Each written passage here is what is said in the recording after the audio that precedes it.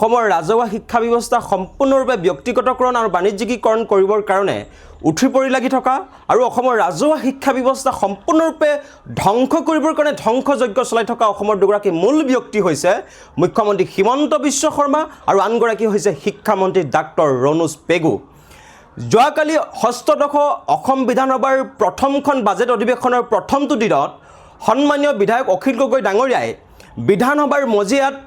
কেন্দ্ৰীয় চৰকাৰ আৰু ইউডাইছৰ তথ্য উদ্ধৃতিৰে যেতিয়া অসমৰ ৰাজহুৱা শিক্ষা ব্যৱস্থাৰ এক জটিল প্ৰতিচ্ছবি দাঙি ধৰিছিল, তেওঁ উল্লেখ কৰিছিল যে যেতিয়াৰ পৰাই হিমন্ত বিশ্ব শৰ্মাই মুখ্যমন্ত্ৰীৰ দায়িত্ব লৈছিল, যেতিয়াৰ পৰাই ৰণোজ পেগুৱে শিক্ষামন্ত্ৰী ৰাজ্যখনৰ শিক্ষামন্ত্ৰীৰ দায়িত্ব লৈছিল, অৰ্থাৎ 2021-22 বৰ্ষত তেতিয়া অসমৰ চৰকাৰী বিদ্যালয়ত ছাত্ৰ ছাত্ৰীৰ সংখ্যা আছিল ৭৫,৪৪,৯৬০ জন আৰু এতিয়া বৰ্তমান সময়ত সেই পৰিক্ৰমাত যিটো ৭৫,৪৪,৯৬০ জনৰ পৰা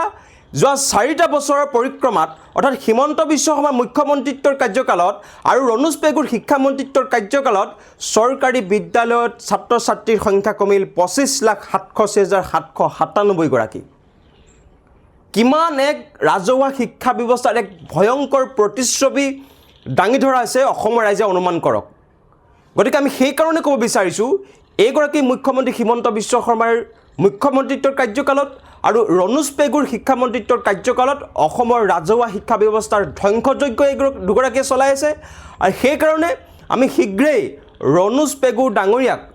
শিক্ষামন্ত্ৰী পদৰ পৰা পদত্যাগৰ দাবী তুলিছোঁ। কাৰণ আপোনালোকে দেখিবলৈ পাইছে যে আমাৰ অসমৰ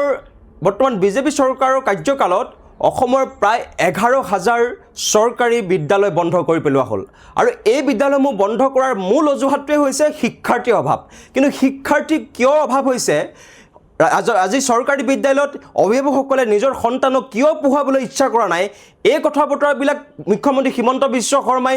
ৰণোজ পেগুৱে কিন্তু গৱেষণা কৰা নাই, বিশ্লেষণ কৰি চোৱা নাই। কেৱল তেওঁলোকে ছাত্ৰ ছাত্ৰীৰ সংখ্যা কোনোবা বিদ্যালয়ত কমিলেই সেই বিদ্যালয়খন বন্ধ কৰাৰ নিৰ্দেশ দিয়ে, যাতে গোটেই বিদ্যালয়বিলাক বন্ধ কৰি অসমৰ ৰাজহুৱা শিক্ষা ব্যৱস্থাটোক যাতে কৰ্পৰেট গোষ্ঠীৰ হাতত তুলি দিব পাৰে,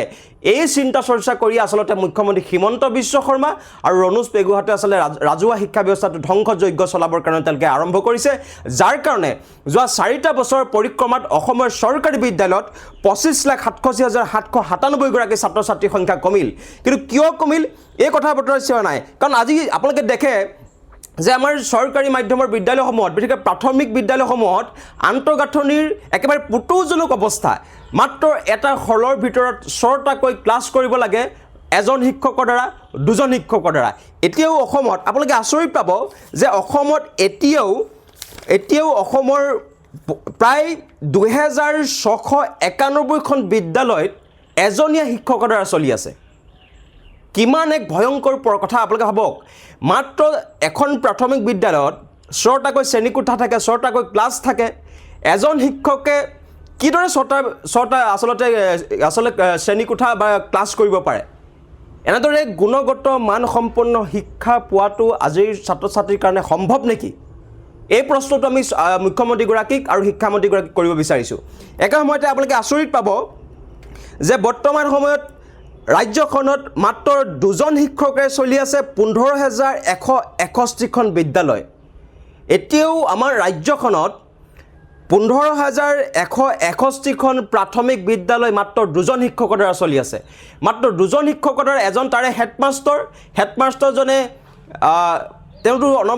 অন্যান্য কামবিলাক অনাশৈক্ষিক কামত ব্যস্ত কৰি ৰখায় চৰকাৰখনে। আনগৰাকীক চৰকাৰখনে BLO কামৰ দায়িত্ব দিয়ে, অমিত কলহৰ যাত্ৰাত তেওঁলোকক অংশগ্ৰহণ কৰিবলৈ কয়, অন্যান্য অনাশৈক্ষিক কামক আমাৰ ৰাজহুৱা খণ্ডৰ বিদ্যালয়ৰ শিক্ষকসকলক নিয়োজিত কৰি ৰাখে, যাৰ কাৰণে আজিৰ দিনটোত চৰকাৰী বিদ্যালয়সমূহত অভিভাৱকসকলে নিজৰ সন্তানক পঢ়াবলৈ ইচ্ছা কৰা নাই। গতিকে এই ব্যৱস্থাটো যে গঢ়ি তোলা হৈছে, আজি যে চৰকাৰী বিদ্যালয়সমূহৰ আন্তঃগাঁথনি উন্নীতকৰণ কৰিবৰ কাৰণে চৰকাৰৰ মুৰব্বী দুগৰাকীয়ে যে কোনো ধৰণৰ সদিচ্ছা প্ৰকাশ কৰা নাই। আজি যে বাজেটত অসমৰ ছাত্ৰ ছাত্ৰীক কপাহী কাপোৰৰ ইউনিফৰ্ম দিবৰ কাৰণে বাজেট নাই বুলি কয় ইয়াৰ মূল এইটোৱে কথা যাতে অসমৰ ৰাজহুৱা শিক্ষা ব্যৱস্থাটো ধ্বংস কৰি পেলাবৰ কাৰণে ৰাজহুৱা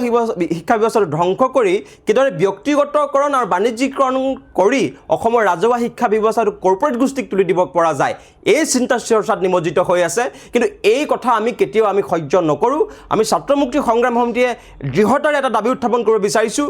শীঘ্ৰেই এই যে আজি 4টা বছৰৰ পৰিক্ৰমাত অসমৰ চৰকাৰী বিদ্যালয়ত 25 লাখ অৰ্থাৎ